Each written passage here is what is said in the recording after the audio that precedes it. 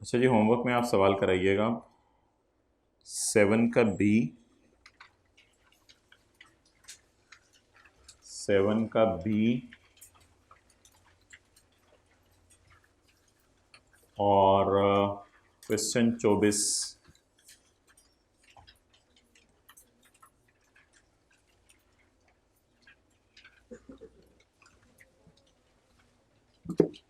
भाईजान ये गायब कर दो यार, तुम्हारी मेहरबानी यार, ये क्यों पड़े हुए हैं यार इधर, खुदा का खौफ करो यार। 7 का बी और 24 ये ईद के दूसरे दिन ले आना, ठीक है। हाँ, ईद के दूसरे दिन तो क्लास होनी चाहिए। अच्छा,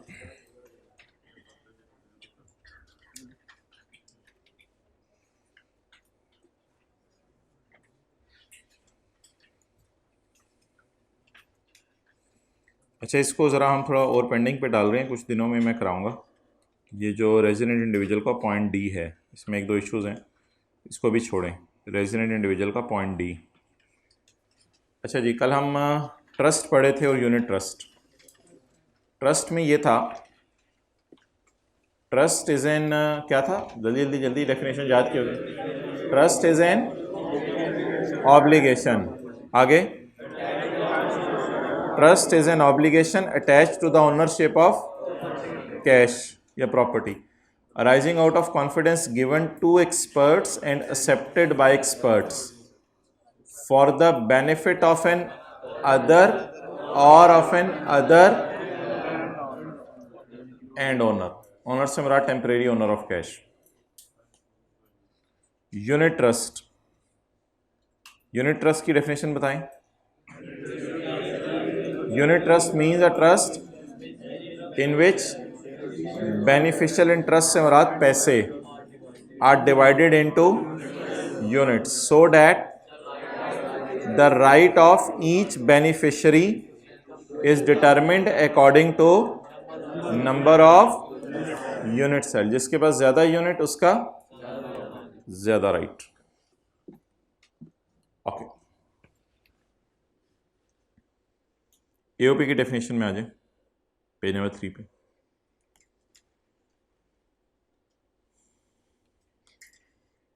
कल हमने फर्म पढ़ी थी, तो वो इधर बता रहा है कि firm is an AOP. Firm एक एओपी की डेफिनेशन में फर्म शामिल है। AOP includes the following, AOP की डेफिनेशन में फर्म शामिल है और अ हिंदू अनडिवाइडेड फैमिली।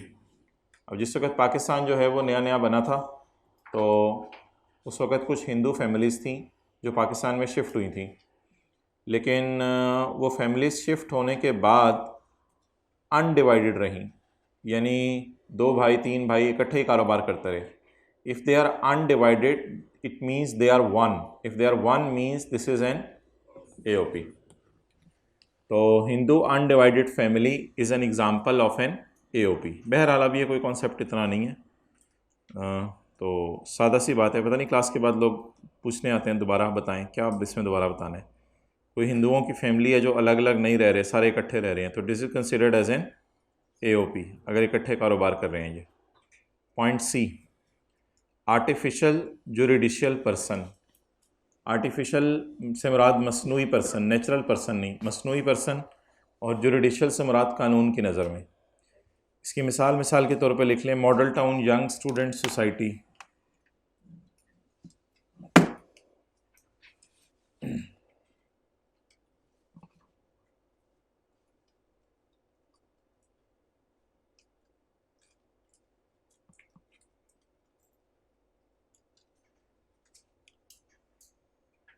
अब किसी को नोट्स चाहिए, हाथ खड़ा कर दें। 1 2 3 4 ला दें। थोड़ी सी इनकी क्लास पे लें कि इतने दिनों बाद क्यों आए। और किसको चाहिए, और हाथ खड़ा करें। एक और कॉपी ले आओ। उस क्लास में किसी को चाहिए तो खड़े हो जाएं, हाथ खड़े नज़र नहीं आएंगे। उस क्लास में किसी को नहीं चाहिए, ठीक है। Okay, model town young student society ऐसे को बनी, उन्होंने कहा हम लोगों की मदद किया करेंगे। तो असूली तौर पे तो ये नॉन प्रॉफिट इदारा होना चाहिए, लेकिन इतना फॉर्मल इनका काम नहीं था कि नॉन प्रॉफिट इदारे के तौर पे अपने आप को कहीं जाके रजिस्टर करवाते। तो इन्होंने ऐसा अपने आप को कहीं जाके नॉन प्रॉफिट इदारे के तौर पे रजिस्टर नहीं करवाया। तो that's why they will be considered as NAOP, कानून की नज़र में मसनूई पर्सन। बस इससे ज़्यादा इसकी और कोई मिसाल नहीं। Next, any body of persons formed under a foreign law. इससे मुराद है, बॉडी ऑफ पर्सन से मुराद फॉरेन AOP।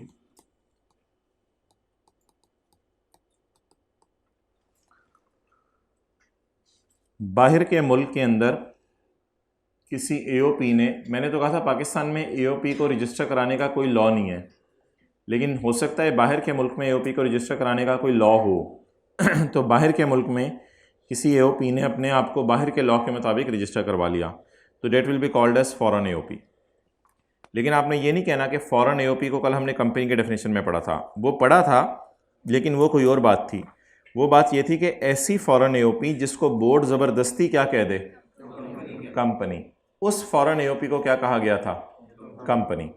ऐसी फॉरेन AOP जिसको बोर्ड ज़बरदस्ती कंपनी कह दे, उस फॉरेन AOP को कंपनी कहा जाएगा, वरना उस फॉरेन AOP को कंपनी कहा जाएगा, वरना फॉरेन AOP सारी AOPs ही होती हैं, वरना फॉरेन AOPs AOP ही होती हैं। तो any body of persons formed under a foreign law.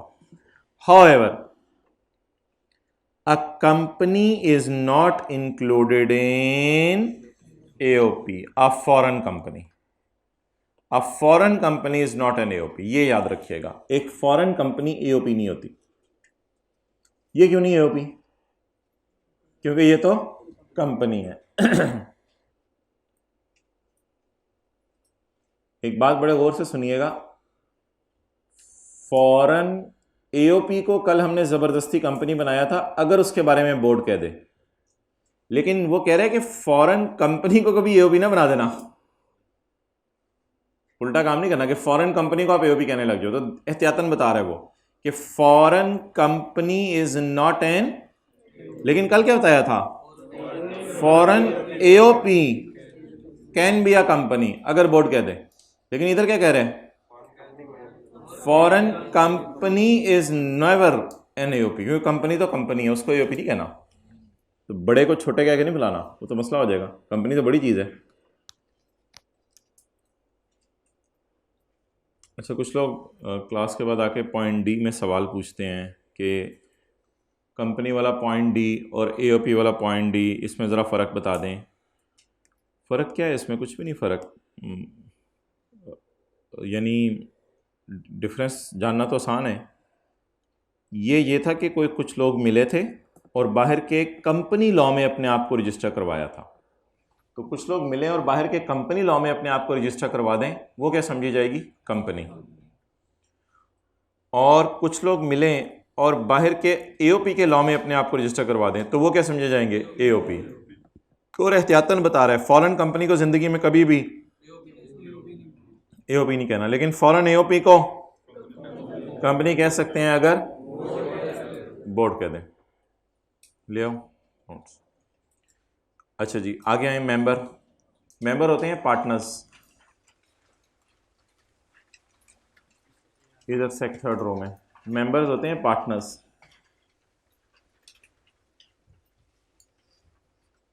दिन रात का फर्स्ट डे है, कोई नहीं, सुनते नहीं, चीज़ें समझ आ जाएंगी।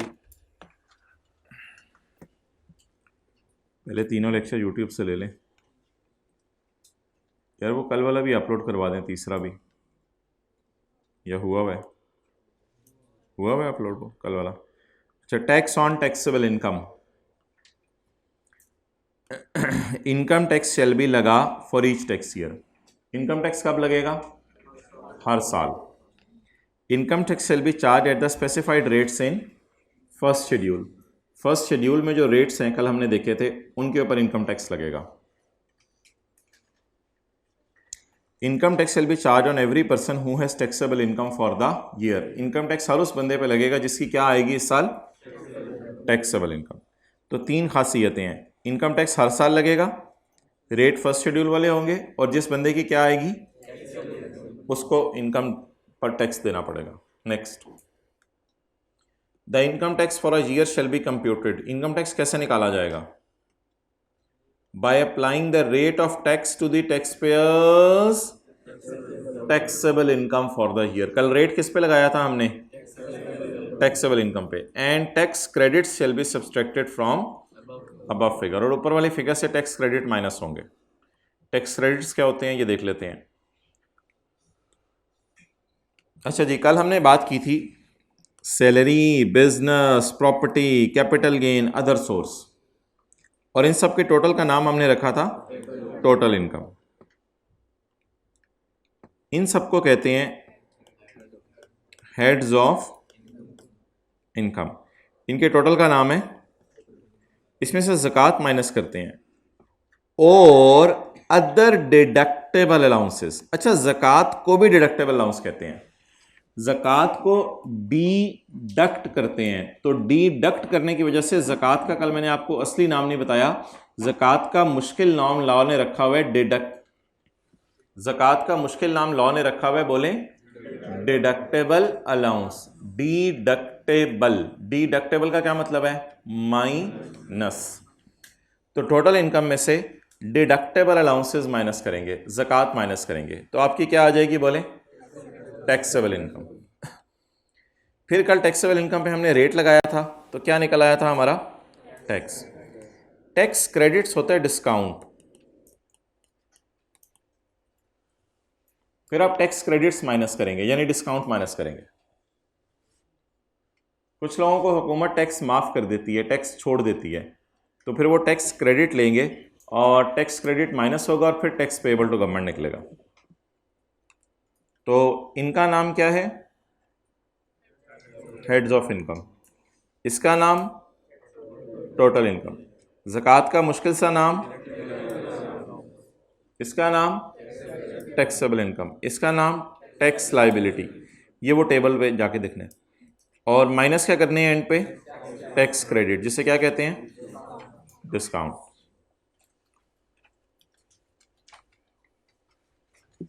ओके,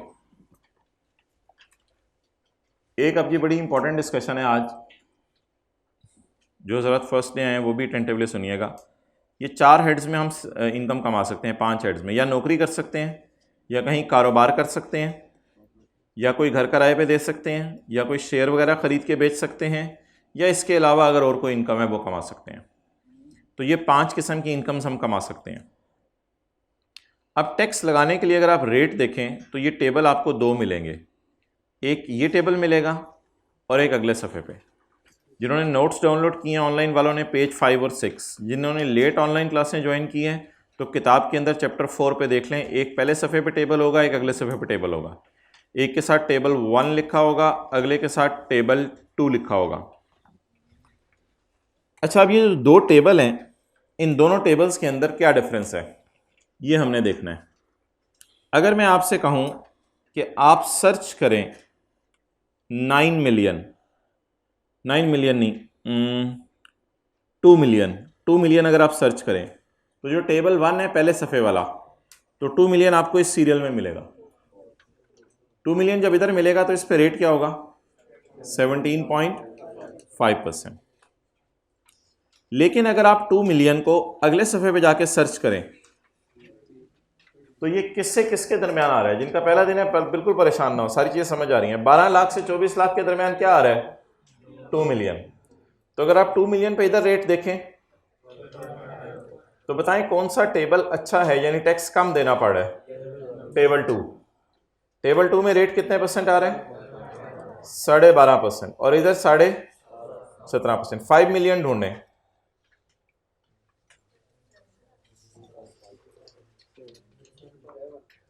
टेबल 1 में 5 मिलियन पे कितना आ रहा है?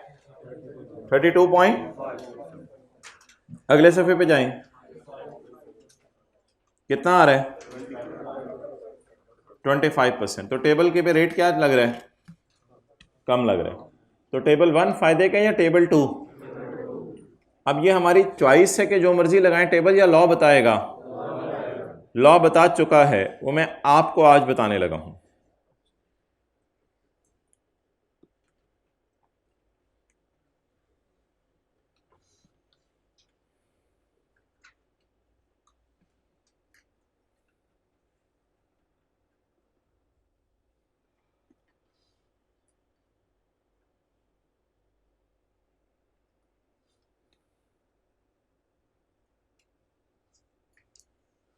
ये हमने कल पहली एग्जांपल की थी,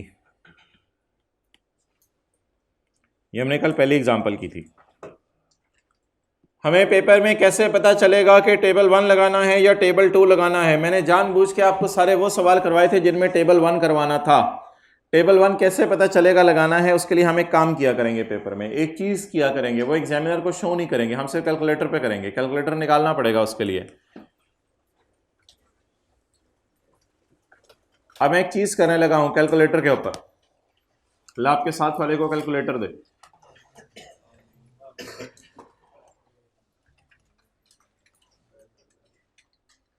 हम एक काम करेंगे, हम टैक्सेबल इनकम पे लगाया करेंगे 75%। किस पे? टैक्सेबल इनकम पे, टोटल पे? टैक्सेबल इनकम पे। क्या लगाएंगे? जवाब क्या आया? 14 लाख का 75%। मेरे घर से कैलकुलेटर मंगवा दें, ये लोग जवाब नहीं निकाल के दे रहे। 1 0 आंडा आंडा आंडा। ओके, अब इन दो को कंपेयर करें। Compare this with this. ये 10 लाख है और सैलरी क्या है? सैलरी से कंपेयर किया करना है। किससे कंपेयर किया करना है? 10 लाख और 9 लाख। अब सैलरी बताएं, कम आ रही है उस फिगर से या ज्यादा आ रही है? 9 लाख रुपया कम आ रहा है 10 लाख से या ज्यादा आ रहा है? इन दोनों को कंपेयर करना है। सैलरी क्या आ रही है? कम। तो बोलें सैलरी कम तो टेबल 1 बोलें, साथ वाले की तरफ देख के बोलें। तो सैलरी कम तो टेबल 1, मुंह थोड़ा सा लाइन करें अपना उसकी तरफ। सैलरी कम तो टेबल 1। बस पे चढ़ के जो भी अंकल हो, सैलरी कम तो टेबल 1। फिर दूसरे वाले अंकल सैलरी कम तो टेबल 1। तो अगर सैलरी कम होगी तो कौन सा टेबल लगेगा? 1 लगेगा। तो कल हमने ये पहली मिसाल की थी, इसमें सैलरी कम थी इसलिए टेबल 1 लगाया था। सैलरी किससे कम थी? टैक्सेबल इनकम का 75% लेंगे। जो जवाब आएगा वो अपने जहन में कैलकुलेटर पे लिखा रहने देंगे और उसको कंपेयर करेंगे सैलरी से। अगर सैलरी कम आ गई तो टेबल कौन सा लगेगा? 1 लगेगा। इससे ये कंपैरिजन सिर्फ सैलरी के साथ करना है, दुनिया की और किसी चीज़ के साथ नहीं करना। अगला सवाल कल हमने किया था जिसमें हमने टैक्सेबल इनकम निकाली थी 9 मिलियन। इसको मैं मल्टीप्लाई करने लगा हूँ डरते डरते 75% से। कैलकुलेटर ने जवाब दिया 6,75,000 बोले। 6,75,000 सुन के बहुत से बच्चे परेशान हो जाते हैं, ये कौन सी जबान बोली जा रही है? 675,000 को हाईलाइट कर दिया। 2 million. Oh man, what a big figure it is. हर गाय इधर देखे, ये देखें 6,750,000। इसको किससे कंपेयर करें? तो सैलरी कम तो टेबल 1, त्रा निकाल देना आपने अगले का। सैलरी कम तो टेबल 1, तो सैलरी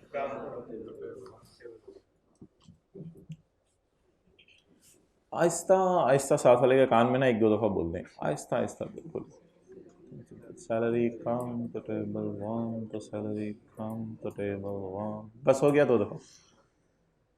अगला सवाल ट्राई करें जी। अगला सवाल कल हमने ये किया था, अब ये सवाल आपके पेशे खिदमत है जी। जल्दी जल्दी बोले बोले बोले बोले बोले। टैक्सेबल इनकम को पकड़ें, जान ले लें टैक्सेबल इनकम की। टैक्सेबल इनकम को हाजिर किया जाए। जी जी बादशाह साहब हाजिर है टैक्सेबल इनकम। इसको छुरी चला दी जाए। बादशाह कितने नंबर वाली? 75% वाली छुरी चलाई जाए। 4 मिलियन का 75% कितना आ रहा है? 3 मिलियन आ रहा है। इसको कंपेयर किया जाए सैलरी से। बादशाह सलामत सैलरी नजर नहीं आ रही, चपेड़ मारूं तुम्हें, सैलरी क्यों नहीं नजर आ रही? ये देखो इनकम फ्रॉम सैलरी 0 है इसकी। अब कंपेयर कर लेते हैं। सैलरी तो इसकी है ही नहीं, 0 है। इसको हाईलाइट किया जाए, इसको हाईलाइट किया जाए। जी बिल्कुल हाईलाइट कर दिया गया। इसके साथ लिखा जाए कम, तो सैलरी कम तो टेबल 1, तो सैलरी कम तो टेबल 1, सैलरी कम टेबल 1, तो सैलरी कम टेबल 1। अगला सवाल करें जी। नया सवाल, ताज़ा ताज़ा, फ्रेश, अभी अभी तंदूर से निकला, जल्दी जल्दी। ओहो सॉरी, रोज़ों में ऐसी मिसाल नहीं, अभी अभी फैक्ट्री से निकला। चले जल्दी जल्दी जल्दी जल्दी जल्दी। दो पराठे खाए तीन, दो खाए तीन, दो खाए तीन, दो खाए तीन, दो खाए तीन, पराठे खाए नहीं, दो तीन, एक दो, एक दो, दो तीन पराठे कितने? चार, तीन तीन, और माशाल्लाह दो तीन एक दो मिल के तीन। चले चले चले जल्दी करें, टैक्स निकालें इसका।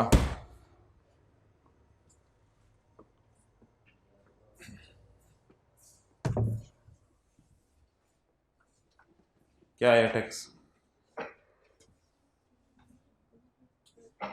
कौन सा टेबल लगना है?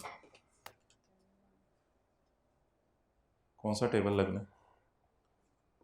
कोई नहीं बोल रहा। टेबल 1।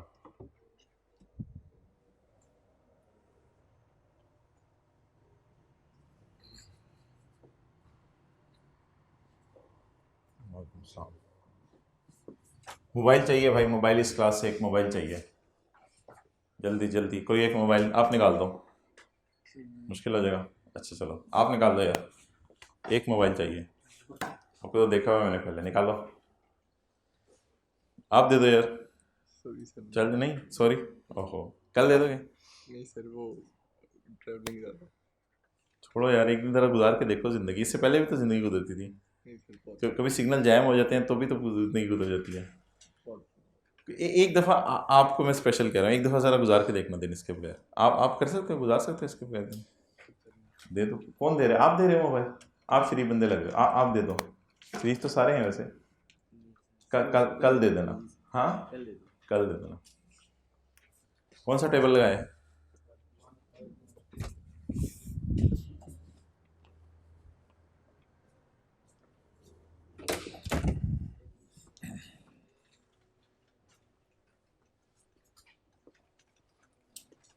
भाई कितने साल में टैक्स निकलेगा?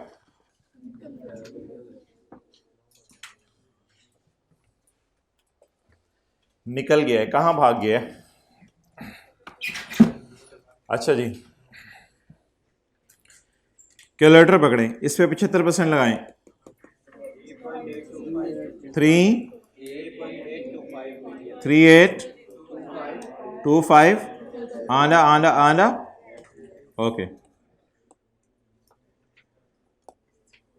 वो 38 लाख है, वो 35 लाख है, तो सैलरी कम तो टेबल 1, तो सैलरी कम टेबल 1 लगाएं जी।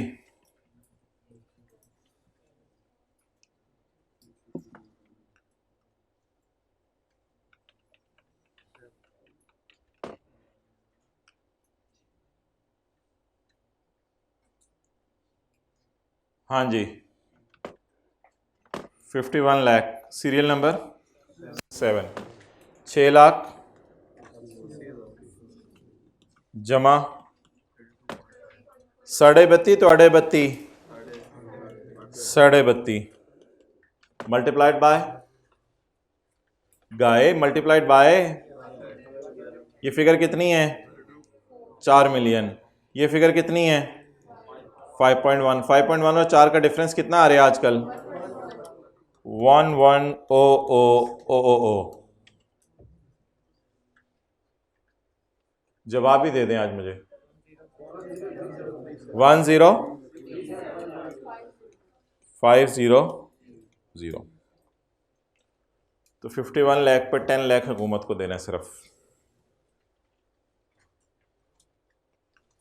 मैं इसको मिटा रहा हूँ, ये एग्जामिनर को आपने शो नहीं करना। दर दर दर दर दर दर दर दर।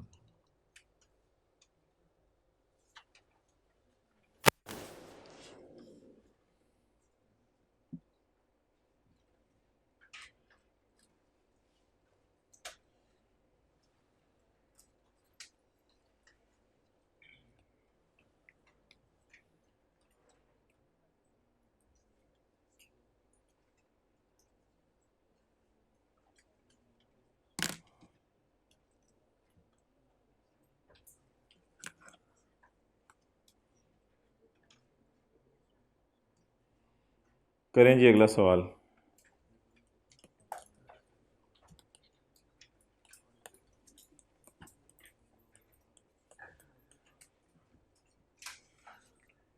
Income from salary 1340000, income from other source 300,000, total income 1640000, zakat 10,000, taxable income 1630000. Note करें पहले।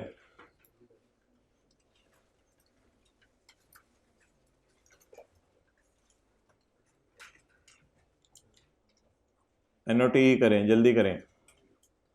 रजिस्टर वापस चला गया बैग में, तो दूसरा रजिस्टर निकलने लगा है। लो जी, FR1 का निकाला हुआ था पहले। कब से मसला ही है, चलो जल्दी करो।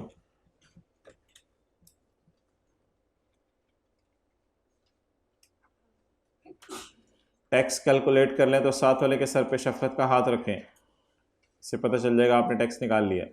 भाई जनाब बॉल पॉइंट पकड़ी हुई फिर भी शफकत का हाथ रख रहे हो, भी आप टैक्स निकाल रहे हो। टैक्स निकालने के बाद शफकत का हाथ रखें।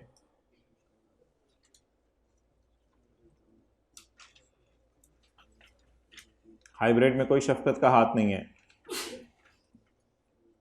वाई इज इट सो?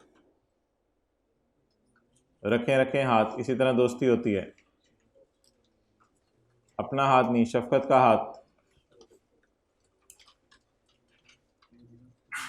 जल्दी जल्दी, ऑनलाइन वाले अपने सर पे बरकत के लिए हाथ फेर लें। ओके ओके, जल्दी जल्दी जल्दी जल्दी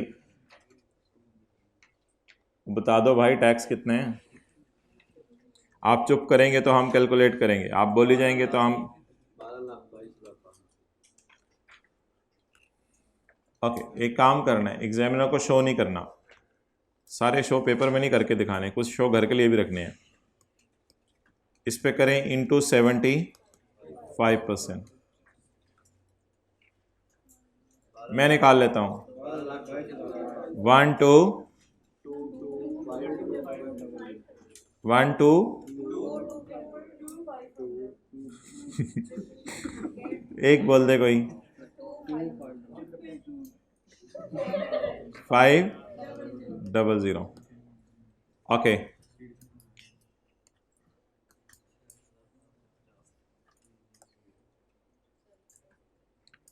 तो सैलरी कम तो टेबल 1, तो इधर तो सैलरी ज़्यादा आ रही है, यानी 122 इधर है और ऊपर 134 है, तो 134 इज़ ज़्यादा देन 122, चाहे 1 रुपया भी ज़्यादा हो, चाहे 1 रुपया भी ज़्यादा हो। 13 इज़ ग्रेटर देन 12।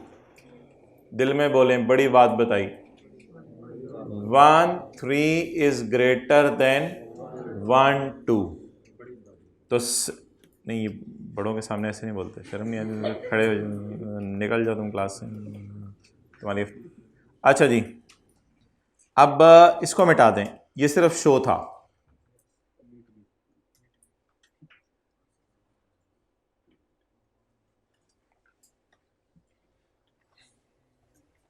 टेबल कौन सा डिसाइड हुआ है? टैक्स निकलेगा टेबल 2 के मुताबिक 16,30,000। Table 2 16,30,000, 16,30,000। Table 3 where the taxable income exceed 12 lakh but does not exceed 24 lakh 15,000 जमा 12.5% of amount exceeding 12 लाख 15,000 जमा 12.5% of amount exceeding 12 लाख से ये अमाउंट कितनी बढ़ रही है? 4,30,000। बोले तो 687।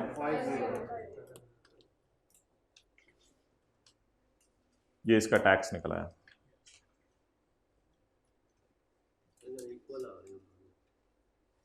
कर लो।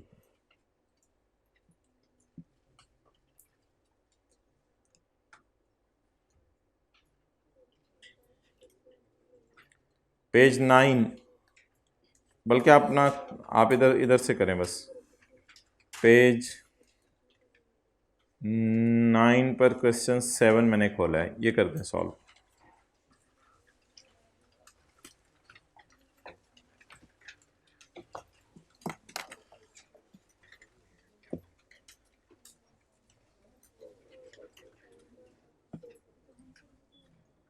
Page 9 question 7।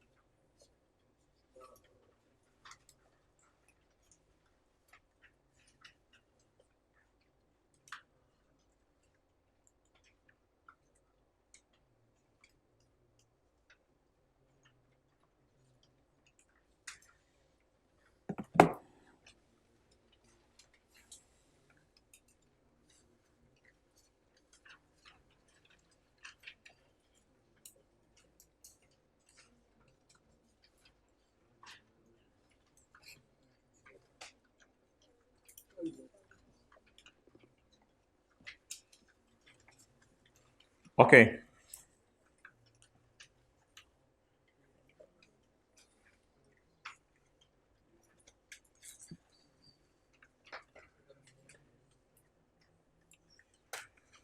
टैक्सेबल इनकम का लेने 75%। जी बताएं। 4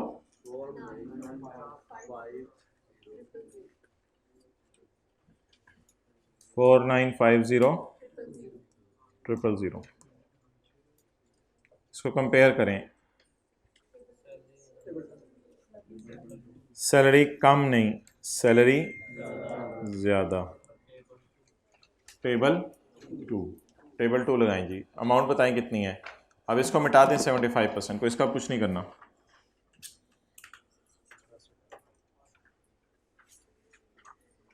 जी 6.6 मिलियन को जाके देखें टेबल 2 में, सीरियल 6 100500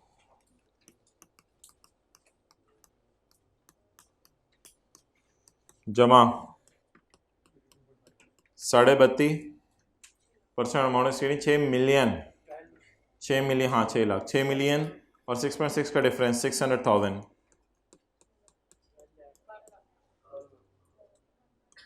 1 2 आना आना आना आना आना। Okay, why are you doing खुरा? क्वेश्चनेट करें।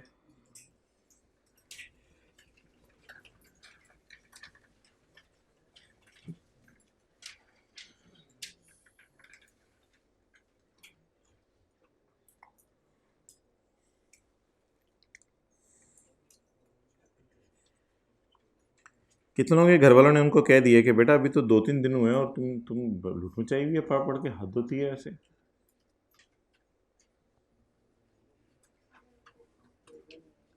कितने लोग रोज़ाना का खजाना याद करके लिख रहे हैं? कितने लोगों ने सोचा था इस दफ़ा पहले दिन से याद करके लिखा करेंगे? सोचा था, देखें 3 दिन बाद ही था शुरू हो गया है, तो फिर आगे क्या ठा ठा होगा।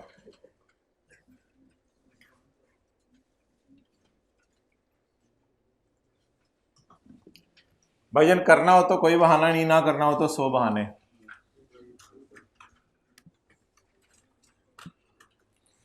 हजारों साल नरगिस अपनी बेनूरी पे रोती है, फिर कहीं होता है चमन में दीदावर पैदा।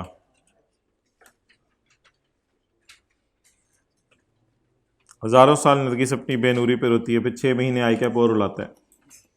तो प्लीज़ खुदा के लिए पढ़ लें। 1420 000 इंटू 75%, 10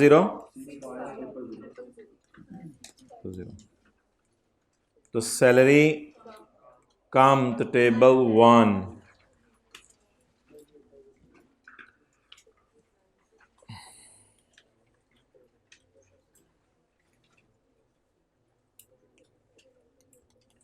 टैक्स कहते हैं आप लोग या टैक्स कहते हैं?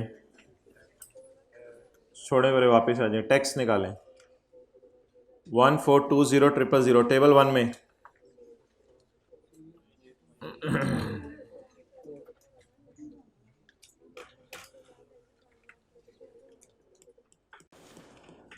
छः लाख जमा 17.5% ऑफ। 12 लाख से ये अमाउंट कितनी ज़्यादा है? जवाब 98।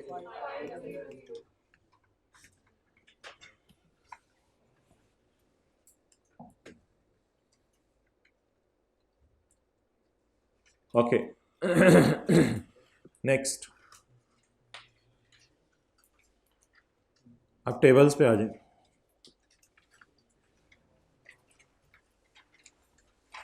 Table 2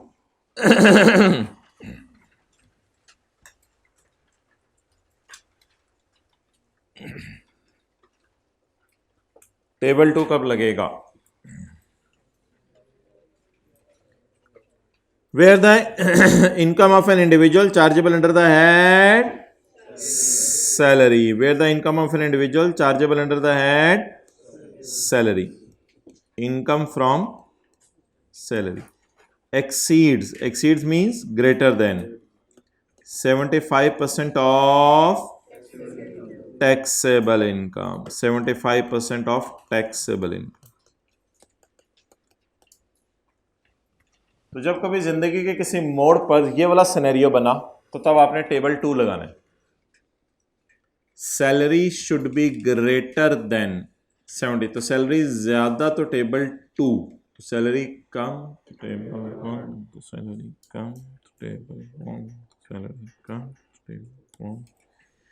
Where the income of an individual under the head salary is greater than 75% of the rate of the tax to be applied shall be as set out in the following fruit chart, following table. तो नीचे वाले table का rate लगेगा. Done.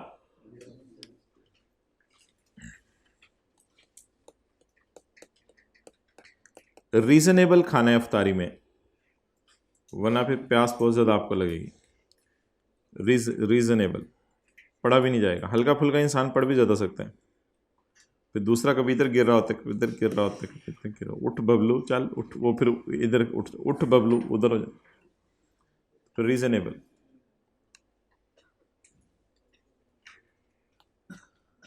Okay, अब आप मुझे बता दें टेबल 1 में क्या लिखा हुआ है.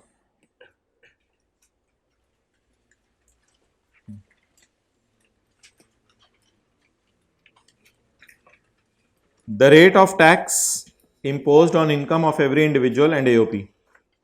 हर इंडिविजुअल और AOP के ऊपर रेट ऑफ टैक्स लगेंगे एक्सेप्ट सैलरीड इंडिविजुअल. सैलरीड के अलावा.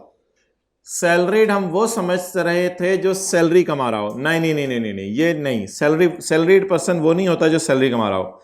सैलरीड इंडिविजुअल वो होता है जो अगले सफ़े पे लिखा हुआ है. सैलरीड इंडिविजुअल कौन है? It is an individual whose income from salary is greater than 75% of taxable income. तो सैलरी कमाने वाला वो है जिसकी टैक्सेबल इनकम का 75% ले तो सैलरी उससे ज्यादा है. He will be called as, बोले, सैलरीड पर्सन. तो कहते हैं सैलरी वालों पे टेबल अलग है. सब्जेक्ट टू क्लॉज 2 का मतलब है, कहते हैं क्लॉज 2 पढ़ के आओ. क्लॉज 2 में सैलरी वालों के लिए कुछ बता रहा है, वो हमने पढ़ लिया है. कहते हैं वापस आओ आप जरा मेरे पास. हमने कहा आ गए. कहते हैं पढ़ो. हमने कहा पढ़ लिया. The rate of tax on income of every individual and AOP except salary वाले shall be set out in the following table. अब सैलरी वाले से मुराद सैलरी वाले नहीं है. सैलरी वाले से मुराद वो हैं जिनकी अच्छी खासी सैलरी है. अच्छी खासी कैसे पता चलेगा? टैक्सेबल इनकम का 75% लेंगे और सैलरी उससे ज्यादा होगी. अच्छा, अगर सैलरी ज्यादा होगी तो टेबल 1 कहां से? अगर सैलरी ज्यादा होगी तो टेबल 2. और अगर सैलरी कम हो गई तो, और अगर बराबर हो गई, बराबर,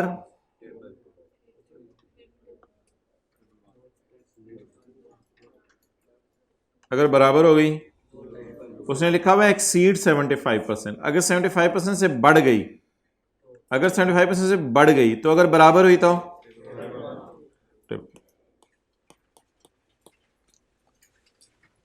कम और बराबर पे टेबल 1 लगेगा और ज्यादा पे टेबल 2 लगेगा.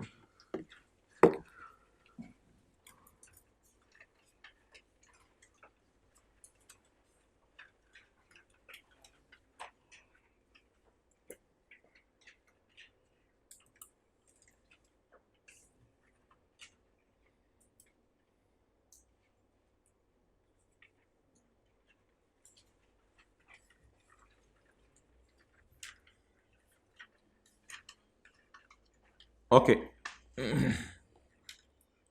आए पेज 7 पे.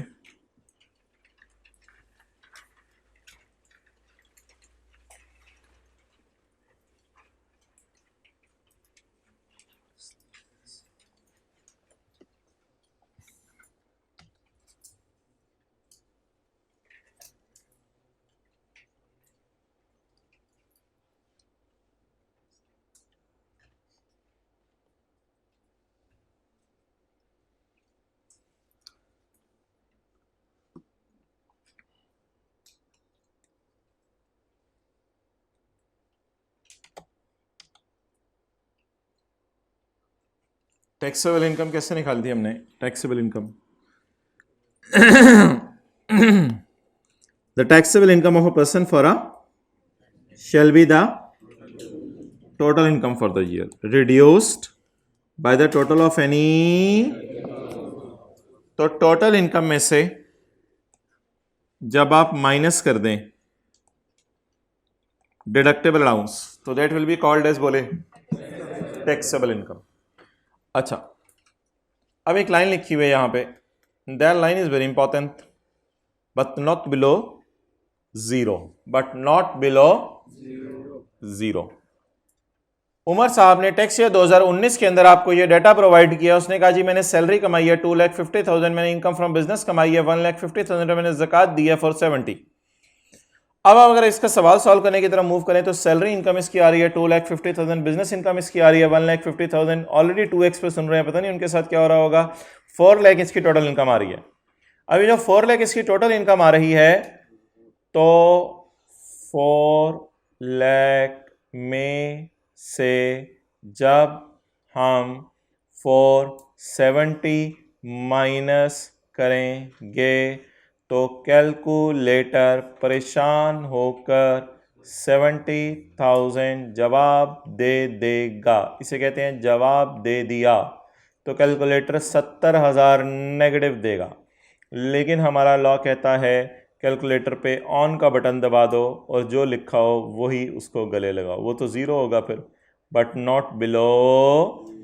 तो ये आंडे से नीचे नहीं जाना आपने, आंडे से नीचे कोई लेवल नहीं है, मैक्सिमम आंडा लेवल है। तो 4 लाख में से हम कितनी ज़कात माइनस करना चाह रहे थे? 4,70,000, लेकिन हमारी इनकम में क्या इतनी जान थी कि सारी ज़कात माइनस कर सकती? नहीं। तो जवाब -70 आ रहा था, तो हमने क्या लिख दिया? ज़ीरो। अब ये बंदा ये मत सोचिएगा कि ज़कात ज़्यादा कैसे आ सकती है, ज़कात एसेट्स पे होती है, ज़कात ज़्यादा आ सकती है, ज़कात इनकम्स पे तो नहीं होती। अब 2019 के अंदर इसको 70,000 का कोई फ़ायदा नहीं होगा और ये माइनस नहीं कर सका। इस बंदे ने हुकूमत से ये रिक्वेस्ट की कि तुम मुझे 2019 के अंदर ये माइनस नहीं करने दे रहे, खुदा के लिए मेरी प्यारी हुकूमत शहबाज शरीफ, मुझे ये 70,000 जो 2019 वाला मैंने माइनस नहीं किया, खुदा के लिए मुझे 2020 में माइनस करने दिया जाए। इस 70,000 को मैं माइनस करना चाह रहा हूं 2020 के अंदर। शहबाज शरीफ ने कहा माजरत मोहतरम, आपको ये 70,000 अगले साल माइनस नहीं करने दिया जाएगा, cannot be carried forward, carry forward नहीं होगा। आपने कहा अच्छा चलो ठीक है, तुम और मैं इकट्ठे क्रिकेट खेलते थे, कबड्डी भी खेलते थे, तुम्हें याद हो कि ना याद हो, 2018 में इस 70 के रिवर्सल को मैं मारता हूं और 2018 की कैलकुलेशन में रिवाइज करता हूं और इधर जाके 70,000 को माइनस करने की कोशिश करता हूं। उसने कहा ना छेड़ मलंगानू, please don't touch me, cannot be carried back, इसको कैरी बैक भी नहीं किया जा सकता। तो जो आपका 70,000 आया है उसे अगले साल भी माइनस नहीं कर सकते, पिछले साल भी माइनस नहीं कर सकते। तो इसका मतलब है 70,000 का हमें कोई फायदा नहीं मिला। अब 70,000 मर गया। Now 70,000 is called as dead. तो 70,000 का कोई फायदा नहीं है, नोट कर लें। इसको अगले साल भी नहीं माइनस किया जा सकता, पिछले साल भी नहीं माइनस किया जा सकता, इस साल तो माइनस हो ही नहीं सकता था क्योंकि 4 लाख में इतनी जान ही नहीं थी कि 4,70,000 को उठा सकता।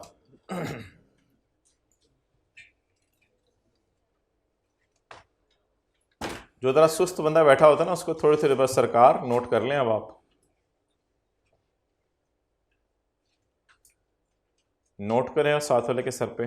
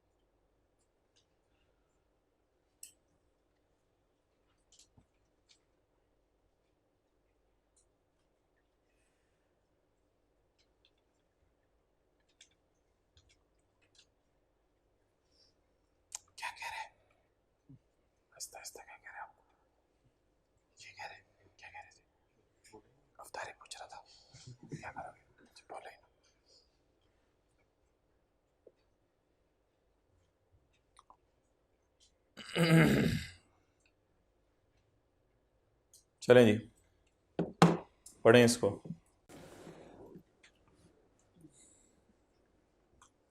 ये ज़कात वाला सेक्शन ज़रा नीचे है, आज नीचे आ जाए इधर। ज़कात सेक्शन 60। ज़कात is a deductible allowance. Deductible, minus करने की इजाज़त है। A person shall be entitled, एक बंदे को इजाज़त है टू डिडक्ट, कि माइनस कर ले। क्या माइनस कर ले? ज़कात जो उसने पे की है। कब? इस साल। अंडर द ज़कात एंड उशर ऑर्डिनेंस। इसका मतलब है कि ज़कात सिर्फ तब समझी जाएगी जब ज़कात एंड उशर ऑर्डिनेंस के मुताबिक जमा करवाई गई, और अगर ज़कात एंड उशर ऑर्डिनेंस के मुताबिक ज़कात जमा नहीं करवाई गई तो वो ज़कात नहीं समझी जाएगी। इट मीन्स कि इट इज़ मैंडेटरी कि आप ज़कात जमा करवाएं किसके मुताबिक? ज़कात एंड उशर ऑर्डिनेंस के मुताबिक, वरना आपकी ज़कात नहीं समझी जाएगी। ज़कात एंड उशर ऑर्डिनेंस के मुताबिक ज़कात जाती है हुकूमत के ख़जाने में। हुकूमत ज़कात की सबसे ज़्यादा मुस्तहिक है, तो सबसे पहले आपने ज़कात जमा करवानी है ज़कात एंड उशर ऑर्डिनेंस के तहत। अगर आपने ज़कात एंड उशर ऑर्डिनेंस के तहत ज़कात जमा ना करवाई तो ऐसी सूरत में आपको ज़कात माइनस करने की इजाज़त नहीं मिलेगी। ज़कात paid to relatives slash beggars, slash ना लिखें, वो रिश्तेदार पढ़े ना ले किताब। अच्छा, ज़कात paid to relatives slash beggars shall not be deducted because it is not considered as ज़कात एज पर ज़कात है। चाहे आप फ़कीर को या रिश्तेदार को ज़कात देते हुए ये भी कह दें कि भाईजान मुझे इधर ही कच्ची रसीद बना दो, रसीद बना के दो कि तुमने ज़कात ली है, ताकि मैं हुकूमत को जाके दिखा सकूं, तो हुकूमत कहेगी माजरत भाईजान। तो ज़कात सिर्फ कौन सी माइनस करने की इजाज़त है? ज़कात एंड। हाँ, अगर सवाल के अंदर लिखा हुआ है ज़कात पेड अंडर ज़कात एंड उशर ऑर्डिनेंस है फिर तो कमाल चीज़ है, लेकिन अगर सवाल में नहीं लिखा हुआ ज़कात पेड अंडर उशर ऑर्डिनेंस तो हम एज्यूम फिर कर लिया करेंगे। इफ़ द क्वेश्चन इज़ खामोश, अगर क्वेश्चन खामोश है और कह रहे हैं ज़कात दी, तो हम समझा करेंगे कि ये ज़कात किसके मुताबिक दी है? उशर ऑर्डिनेंस के मुताबिक। लेकिन अगर सवाल चीख चीख के पुकार रहा है कि मैंने ज़कात रिलेटिव्स को दे दी है, मैंने ज़कात बैगर्स को दे दी है, मैंने ज़कात रिश्तेदार को, हमसाए को दे दी है, तो फिर आप उसको माइनस नहीं कर सकते, क्योंकि ज़कात अंडर उशर ऑर्डिनेंस जमा कराना ज़रूरी है। एन अलाउंस, ज़कात ही, क्योंकि ज़कात का नाम डिडक्टेबल अलाउंस है ना। एन ज़कात for a year debt is not fully minus, कितनी फुली माइनस नहीं हो सकी थी? A zakat that is not fully minus shall not be refunded, shall not be carried forward to अगला साल, shall not be carried back to पिछला साल। shall not be refunded का मतलब ये है कि आप शहबाज शरीफ को जाके कहें पुत्र मेरा -70 आया है, तू मुझे टैक्स दे, +70 पे तो मैं तुझे टैक्स देता हूँ, अब तू मुझे टैक्स दे। ना ना ना ना ना ना ना ना पुत्र, ये ज़ीरो ही होगा। तो 70,000 के साथ इस साल भी आपको कोई फ़ायदा नहीं मिलेगा, अगले साल भी कैरी फॉरवर्ड होके माइनस नहीं हो सकेगा, और पिछले साल भी कैरी बैक होके माइनस नहीं हो सकेगा। So that was all about ज़कात। इसको काट दें, काटना आते? People are taking niche again and again. Okay,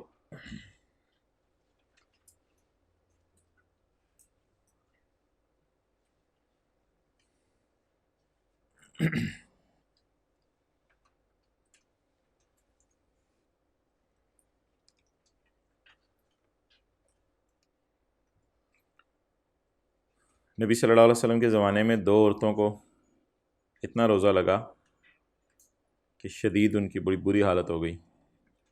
पता चला कि उन्होंने किसी की ग़ीबत की थी, किसी की पीठ पीछे बुराई की थी, तो इसलिए गुनाह करने से रोज़ा लगने का ताल्लुक़ है, इसलिए किसी को बताया ना करें रोज़ा लग रहा है।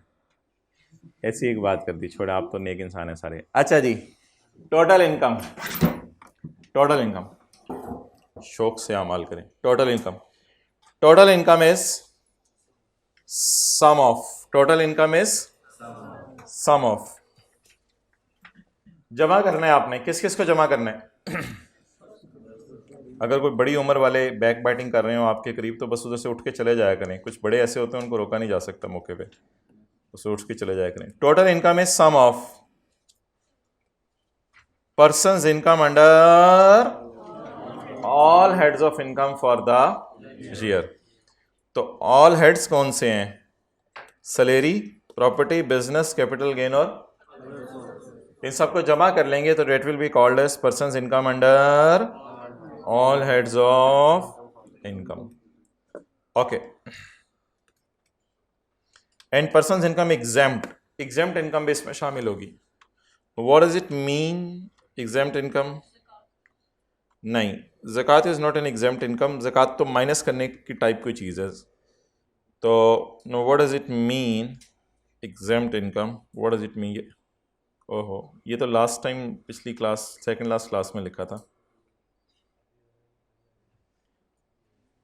ये कॉपी कर लेते हैं या आपको भी सेकंड लास्ट क्लास में लिख देंगे?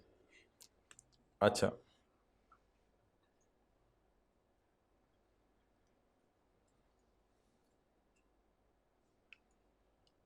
एग्जेम्प्ट इनकम,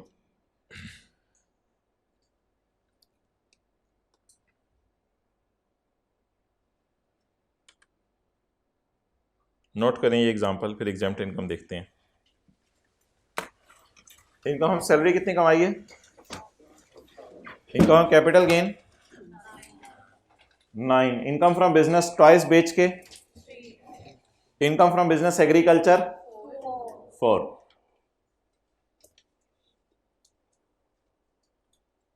ज़कात आपको लोगों ने दी है या आपने लोगों को दी है?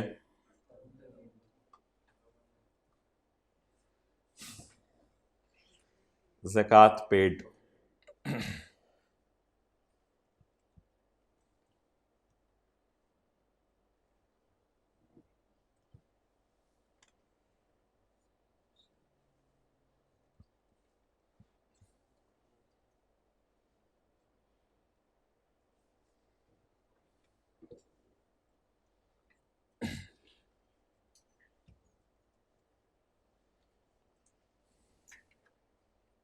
अपने घर में ज़रा नज़र रखा करें, सब सारे ज़कात देते रहें, कैलकुलेशन भी सही कर रहे हों।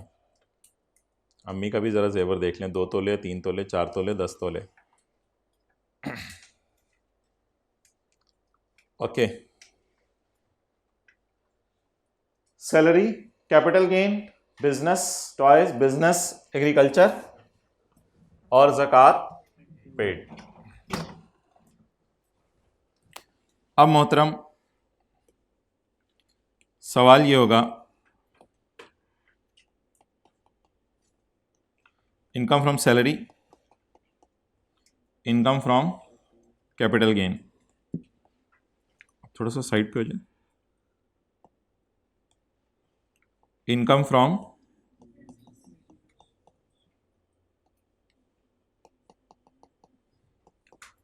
From business agriculture. मोहतरम ये इनकम माफ़ है। पाकिस्तान में आप अंब के बाग लगाएं, किन्नों के बाग लगाएं, जामन के बाग लगाएं, सब माफ़ है, इस पर टैक्स नहीं है पाकिस्तान में। एग्रीकल्चर इनकम पाकिस्तान में क्या है? माफ़ है, एग्जेम्प्ट है।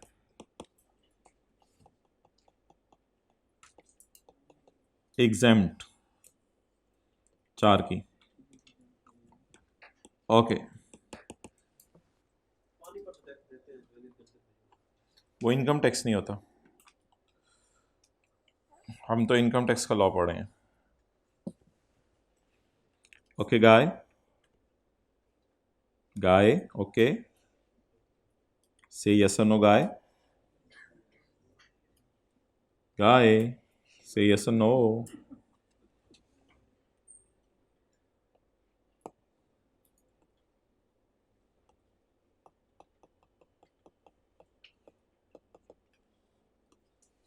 ना ना ना, बोलना नहीं, बोलना नहीं, क्लास के बाद ले जाइएगा साथ वाले को, बोलते रहिएगा। अच्छा जी, टोटल बताएं।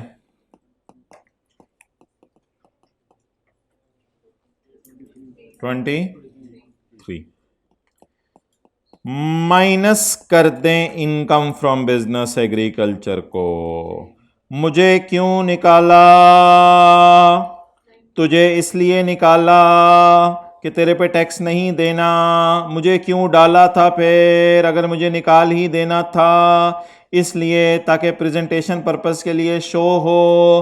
पहले आपने इसको इधर डाला, फिर आपने मुझे क्यों निकाला? इस वजह से निकाला कि इसको आपने एग्जेम्प्ट करना है, इस पे आपने हुकूमत पाकिस्तान को टैक्स जमा नहीं कराना, इसलिए आपने इसको निकाला है। अब आप ज़कात माइनस कर दें, मशहूर ज़माना जो आप एंड पे माइनस करते होते हैं, and that is 0.5, so it comes to 18.5. Now note it down or note it up, whatever you like. उन सात वाले का मत था।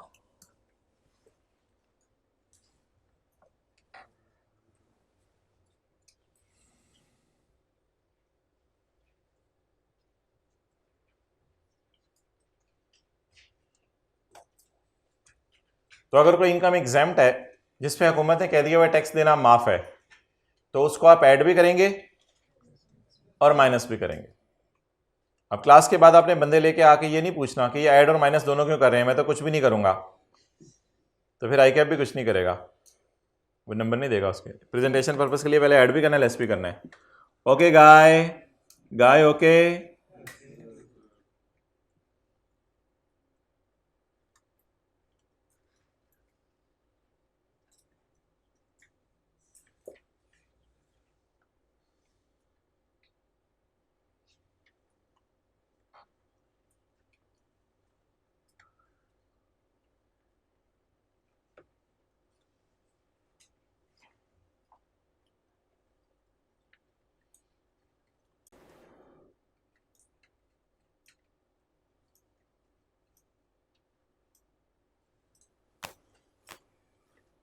ओके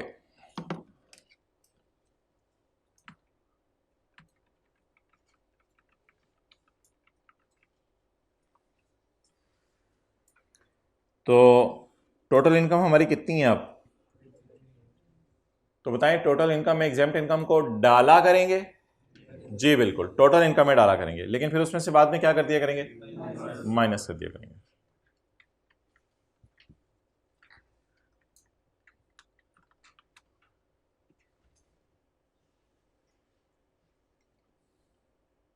पढ़ें। The total income is sum of person's income under all heads of income, and the person's income, all heads की income कितनी थी? 7 जमा 3 जमा 9, और एग्जेम्प्ट इनकम कितनी थी? तो फिर टोटल कितनी थी? टोटल 23। तो इसलिए एग्जेम्प्ट इनकम्स को भी इनकम में डालना है और जो टैक्सेबल है उनको भी इनकम में डालना है, लेकिन बाद में एग्जेम्प्ट को क्या कर देना है? माइनस कर देना।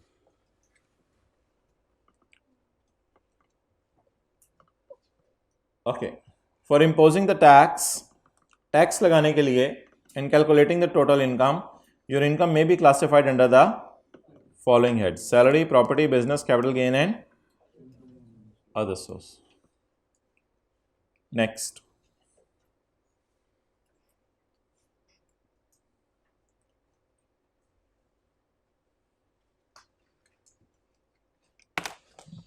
अच्छा जी,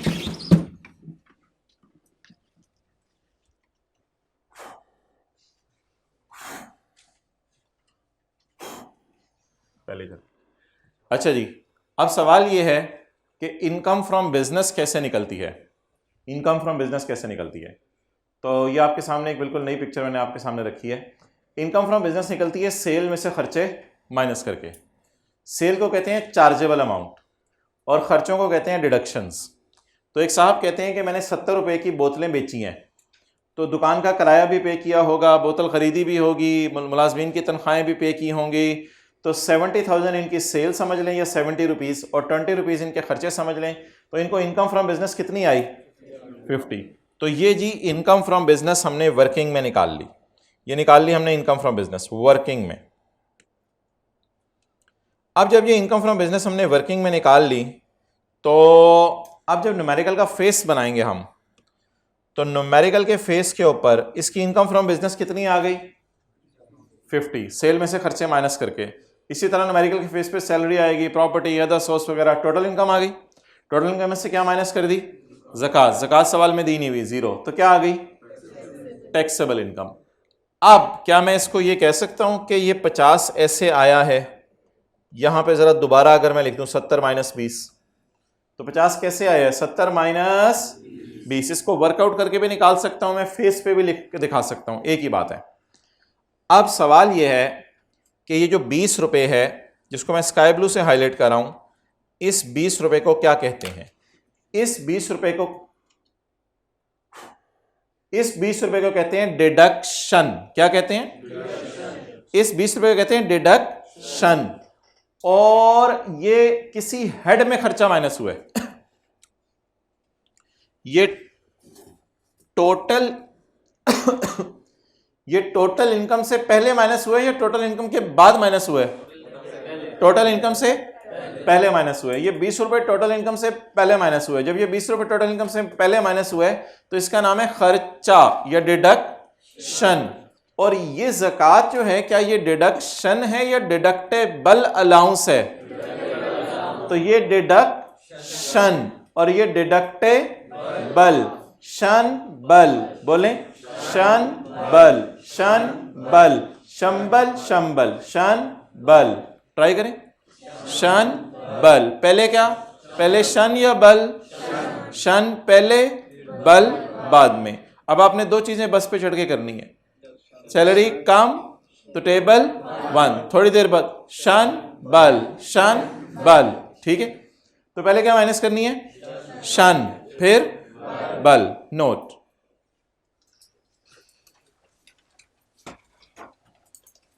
टोटल इनकम से ऊपर ऊपर जो माइनस हो जाए शन, और टोटल इनकम के बाद जो माइनस हो बल, और शुरू में क्या लगाने?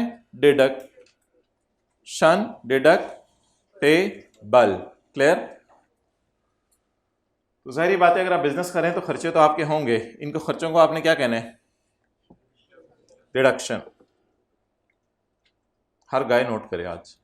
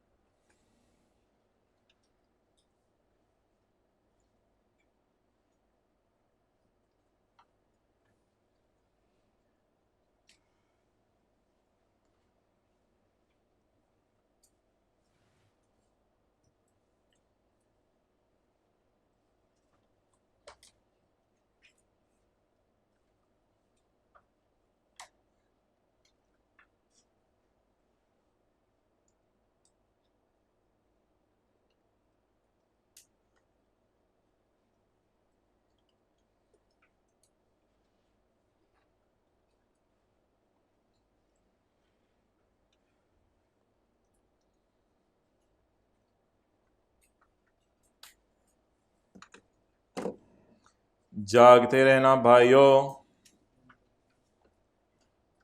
ओके, रीजनेबल खाना है अफ्तारी में। याद रहेगी ये बात मगरिब तक? कल भी इसको रिवाइज करेंगे, तो थोड़ा मिजाज में आएगी।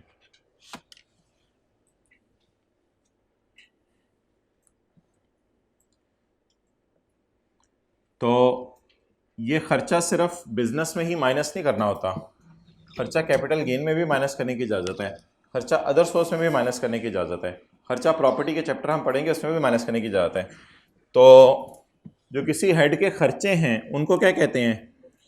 डिडक्शन। और ये टोटल इनकम से पहले पहले क्या हो जाते हैं? माइनस। तो फिर टोटल इनकम के बाद जो माइनस होती है चीज़, उससे क्या कहते हैं? Deductible allowance. चलें जी,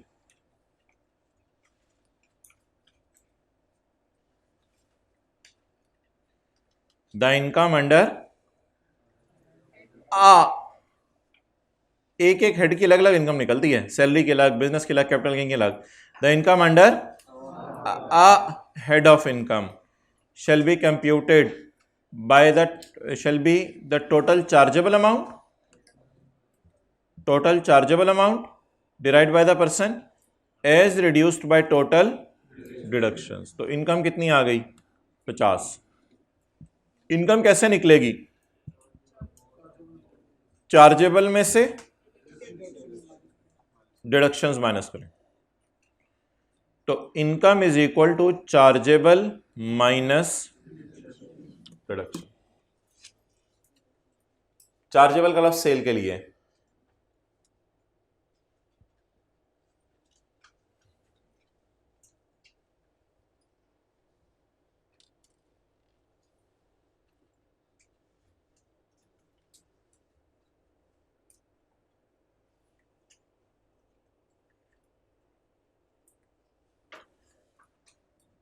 ओके,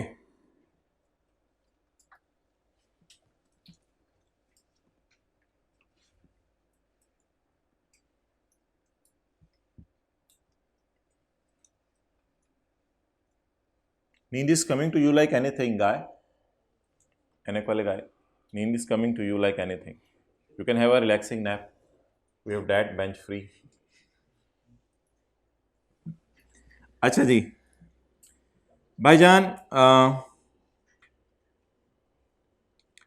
जिंदगी के किसी मोड़ पर किसी बंदे के साथ ये भी हो सकता है।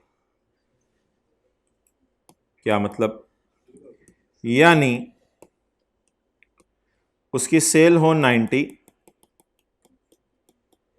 और उसके खर्चे हो 92, तो the person be like this one.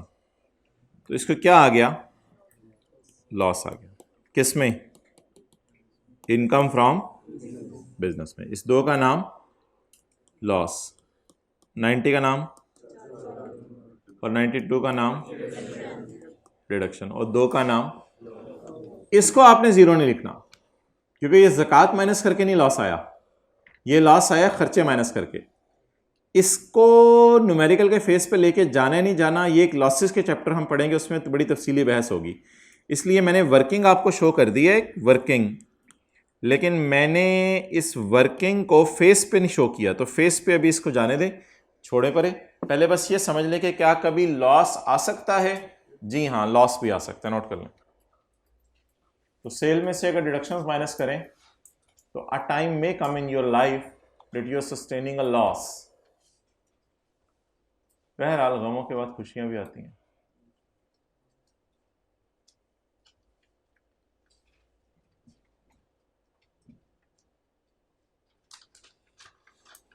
जो फिजिकल वाले हजरात तशरीफ नहीं लाए, अब कल उनको देखते हैं जरा क्या करना है क्लास में। क्या की जाए, सजा दी जाए या छोड़ दिया जाए? क्यों छोड़ दिया जाए? हाथ दो भी, वो अपना और अपने वालिदैन का नुकसान कर रहे हैं, माफ़ क्या किया जाए? अभी से उनको सेट किया जाए, बड़े हैं, बच्चे हैं, बालिग हो गए हैं, अब उनको और क्या रिलैक्स करना है।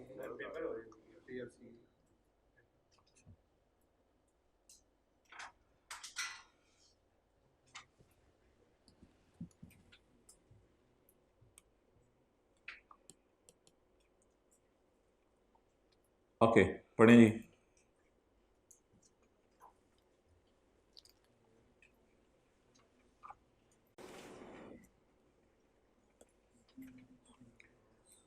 Where total deduction allowed to a person for a year exceed the total amount chargeable. Deduction कितनी थी और चार्जेबल?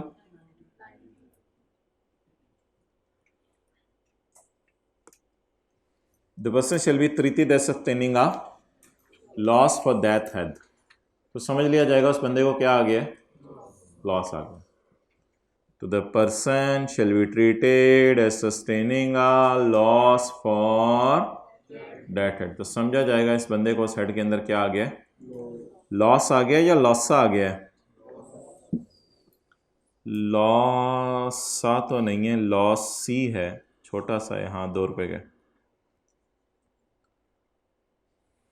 इस लॉस का करना क्या? न्यूमेरिकल के फेस पे लेके जाना है, नहीं लेके जाना? कहते हैं ज़रा छुरी थले साल हो, a loss for a head of income shall be dealt with in accordance with chapter 14।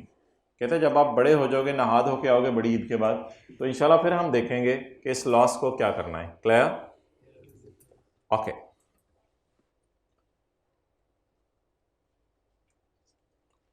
अच्छा जी,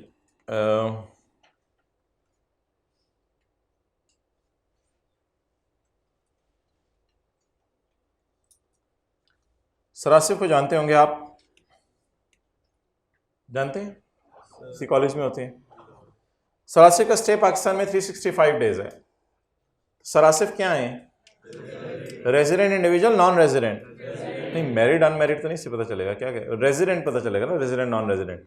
सरासिफ क्या है? रेजिडेंट। अच्छा, एक बात थी, अब वो सपने तक रखिएगा। सरासिफ का एक जर्मनी में पेट्रोल पंप है, तो क्यों हंस कर रहे हो, उसमें कैसी बात है, उसमें नहीं क्या अपने तक रखना। अच्छा, अब सरासिफ दो जगह इनकम कमा रहे हैं। एक तो पाकिस्तान में कमा रहे हैं इनकम, पाकिस्तान में इस कॉलेज के अंदर रहते हुए, ये इनकम सरासिफ की टैक्सेबल है। और जो सरासिफ फॉरेन इनकम कमा रहे हैं जर्मनी में, उसके ऊपर भी पाकिस्तान की गवर्नमेंट को ये टैक्स देंगे। अभी इस बात को भूल जाएं कि जर्मनी वाले भी टैक्स मांगेंगे, वो अलग बहस है, वो चैप्टर 6 में हम करेंगे। तो कोई टैक्स क्रेडिट वगैरह डिस्काउंट दे देंगे उस बंदे को, लेकिन अभी वो अलग बहस है, उसको छोड़ें। जो बंदा रेजिडेंट होता है तो लॉ मेकर उससे दो तरीके से टैक्स मांगता है, कहते हैं पाकिस्तान वाली इनकम पे भी टैक्स दो और बाहर वाली इनकम पे भी टैक्स दो। लेकिन अगर कोई नॉन रेजिडेंट हो, मिसाल के तौर पे ब्रायन लारा, ये किस टीम में था? वेस्ट इंडीज में। ब्रायन लारा पाकिस्तान में आया 10 दिन के लिए छक्के मारने के लिए, 10 डेज के लिए। तो ये पुत्र रेजिडेंट बना, नॉन रेजिडेंट? Non resident. ओए नॉन रेजिडेंट कह के बुलाएंगे या भाई नॉन रेजिडेंट कह के बुलाएंगे? भाई नॉन रेजिडेंट। तो 10 डेज रुकने की वजह से ये भाई क्या बन गए? Non resident. तो अब इन्होंने पाकिस्तान में मैन ऑफ द मैच जीता, यानी उस मैच में वही मैन था, तो मैन ऑफ द मैच जीता, तो इस पे इनको टैक्स देना पड़ेगा। ये इनकम इनकी क्या हो जाएगी? टैक्सेबल हो जाएगी। लेकिन हम लारा से ये नहीं पूछेंगे कि तुमने बाहर के मुल्कों में कहां कहां किस किस को क्या क्या लारा लगाया हुआ है। हम लारा से ये नहीं पूछेंगे कि तुमने बाहर के मुल्कों में क्या कमाया। क्यों नहीं पूछेंगे? क्योंकि वो बंदा क्या है? तो नॉन रेजिडेंट बनने का सबसे बड़ा फायदा ये है कि आपकी बाहर की इनकम के बारे में पाकिस्तान की हुकूमत आपसे सवाल नहीं कर सकती। तो foreign income is not taxable. चलें, not.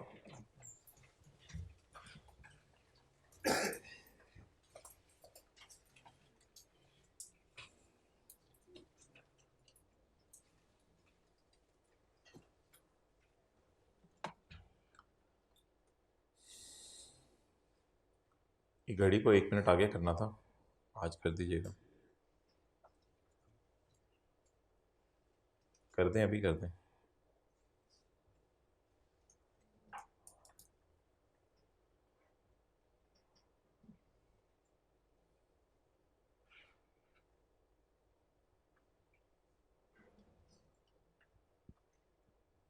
Thirty nine. Okay,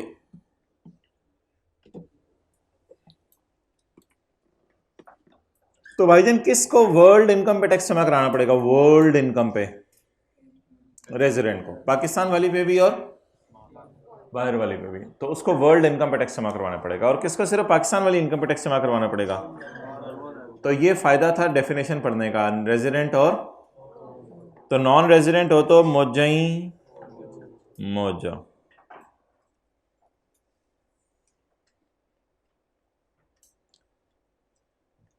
point 5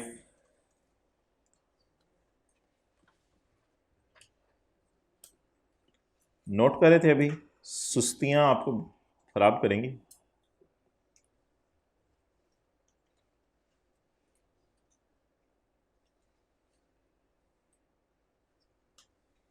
घर वालों ने ये तो नहीं समझा था क्रिकेट खेलने जा रहे हैं 23 मार्च को? कितने घर वालों को यकीन नहीं आ रहा था कि क्लास है आपके? फिर क्या क्या क्या खुद लेके आए हो घर वालों को साथ, इधर देख लें कॉलेज खुला हुआ है, तस्वीरें खींच के भेजोगे। The income of a resident person under a head of income shall be computed as follows by adding Pakistan source income and by adding, तो पाकिस्तान और फॉरेन इनकम्स दोनों ऐड करनी पड़ेंगी, तो फिर जाके आपकी इनकम निकलेगी। नेक्स्ट, लेकिन अगर आप कौन है, नॉन रेजिडेंट, आपका स्टे पाकिस्तान में 10 दिन है, 20 दिन है, 30 दिन है, 40 दिन है, 60 दिन है, 100 दिन है, 120 दिन है, 130 दिन है, 170 दिन है, 180 दिन है, 181 दिन है, 182 दिन है आपका स्टे पाकिस्तान में, तो फिर आप कौन है? The income of a non-resident under a head of income shall be computed by considering only incomes that are, तो रेजिडेंट की पाकिस्तान सोर्स इनकम भी टैक्सेबल और फॉरेन सोर्स इनकम भी टैक्सेबल। ये आखिरी बात आपने करनी है आज जो बस में चढ़ेंगे जब। रेजिडेंट की पाकिस्तान सोर्स इनकम भी टैक्सेबल और फॉरेन सोर्स इनकम भी टैक्सेबल, और नॉन रेजिडेंट की, एकदम लहजे में उठाना आएगी आपके, और नॉन रेजिडेंट की Pakistan source income taxable, foreign source income not taxable. Okay, taxable not taxable, clear? Homework वाले सवाल देख लिए कौन से? क्लोज करो।